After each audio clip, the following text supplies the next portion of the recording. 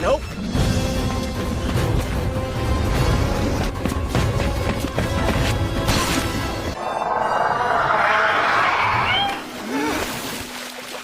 What an asshole.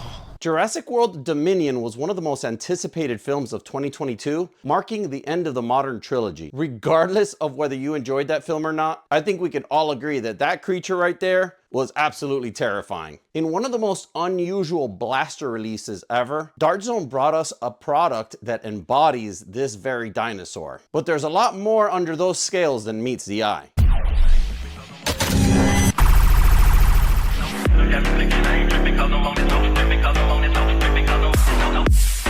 Up until the pro era of toy blasters really took hold, I would say in the early 2020s, most toy grade blasters were breech over dart, meaning that in the mag, the dart would come up and then the breech would pretty much swallow the dart being held down by a collapsible dart tooth at the end of the breech. So basically, dart comes up through the mag, breech comes over the dart. Once you prime the blaster, the dart tooth comes down and the dart fires through the singular barrel, only being that little breech section that came over the dart. A very limited style, but it was very efficient for manufacturing and allowed multiple companies to employ the same technology and make a variety of different kind of toy blasters. This worked for a while. However, we all knew that once the pro blasters started rolling out, a different kind of method would be needed for these darts to fly at an accurate speed and provide desirable performance results. Enter the pusher breech era. Now, I'm pretty sure blasters existed before in the 3D space and in the custom integration space.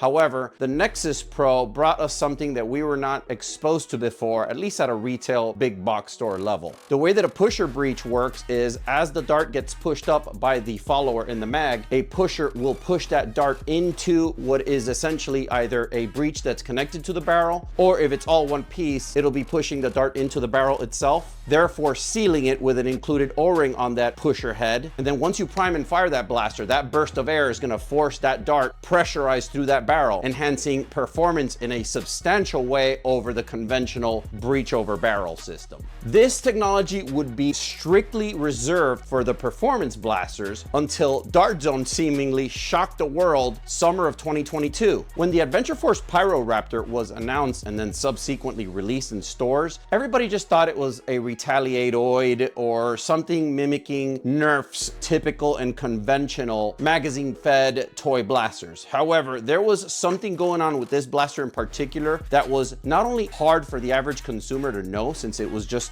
packaged and presented like any other toy blaster would, but enthusiasts, upon opening the blaster and inspecting the internals, eventually discovered that this blaster, despite not having a full-length barrel, does have a pusher breech system. Now, we don't know if Dart Zone just cut corners and used the mold from a Nexus and said, hey, why don't we just take off the barrel, put a dinosaur body on it, and we have a very cheap to manufacture toy grade blaster that doesn't hit as hard as our pro blasters, but we didn't really have to do much to present it because it already had all the mechanicals from the Nexus Pro. And us enthusiasts loved that because we were like, holy crap, this blaster is half a pro blaster, minus the barrel and probably a little bit of a stronger spring. The word started going around and a lot of people did some really cool mods. This blaster recently went on clearance and I couldn't help but finally pick one up and finally mod it. I never picked one up on launch. I wish I would have now, but I did a couple of things to this blaster and believe it or not, we were able to get the performance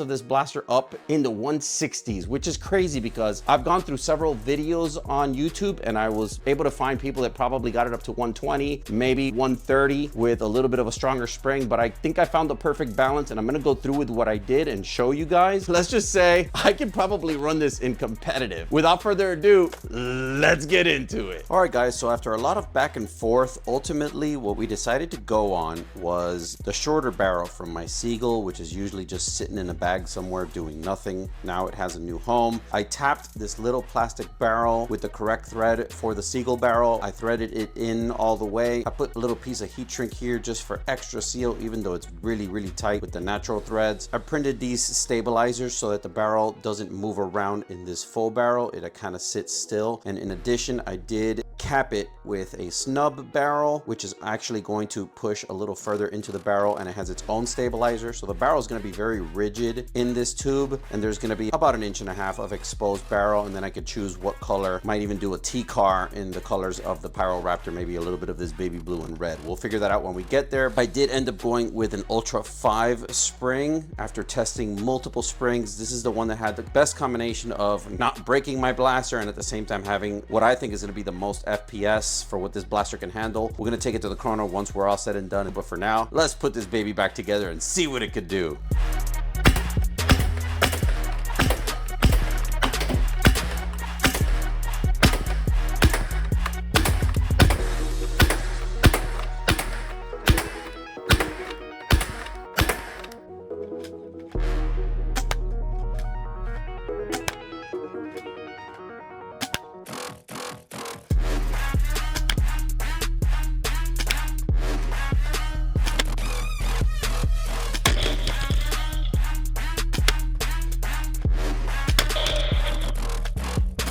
I was ultimately able to average about 130 to 140 with the long darts, definitely about 150 to 160 with the short darts. I don't really like the way adapters look on any blasters that have a full-length magwell. I had one of these worker full-length body but half-length feed mags, and I think it went really well, especially with my little T-car that I had laying around. Shot it a lot in the backyard during the day, and it's just a blast to operate, and it's surprisingly very ergonomic. The way that they designed the pump grip, I know it was modeled after a dinosaur toy, but for some reason I've played with a lot of other dinosaur toy blasters, and this one just feels a little bit more tactical ready, if that makes any sense. I did try a couple of barrel and spring combinations, but ultimately, like I mentioned during the mod footage, I ended up with an Ultra 5 spring for this blaster. It was the perfect pitch. The coils were just thick enough, and it wasn't too thick that it would have broken any of the components. It actually operates pretty reliably. I've slam fired it. I've fired it in all kinds of ways, and I am extremely happy. If you guys are looking for something that doesn't break the budget right now, I know we're anticipating a lot of these blasters from Dart Zone that are coming out that we're really excited about. The Striker 2.0 and the Venom and this new Nitro Shot line. But in the meantime, if you guys want something you could have an absolute blast with, and you could use any barrel from any blaster you might have laying around, like if you upgraded your Unicorn, for example, you can use its stock barrel. If you upgraded your Seagull, or you're using the Seagull's longer barrel that comes with, you can use its shorter barrel. This is the Seagull's shorter barrel, like I mentioned during the modification footage. The bigger, more powerful pro blasters, when you mod those, you can use the remaining barrels from those blasters and just throw it in this lovely little blaster. I'm really pleased the fact that this blaster was like a free love letter gift from Dart Zone to enthusiasts that wanted a little bit of style, or maybe feel like they had a toy with a little bit of elevated performance. Couldn't be happier with mine. If you guys have any questions on anything about this, follow us on Instagram and send me a message. I'd be happy to answer any questions about the process, the modding. This blaster was actually very simple to mod, and I think it was in large part because it's already half a pro blaster. $3 is what I paid for this one in particular. You can find them for $5. The thing is finding them. People are starting to find out about how hot this little thing is, and they're sweeping them off the shelves, and I don't want you guys to miss out. So get to your Walmarts, get to the toy section, check all the clearance sections in the store, and see if they have a Pyroraptor. It's a great little blaster to mod. If you like this video, you're definitely gonna enjoy this one. I'll catch you on the next one. Stay blasted, Foam Fam.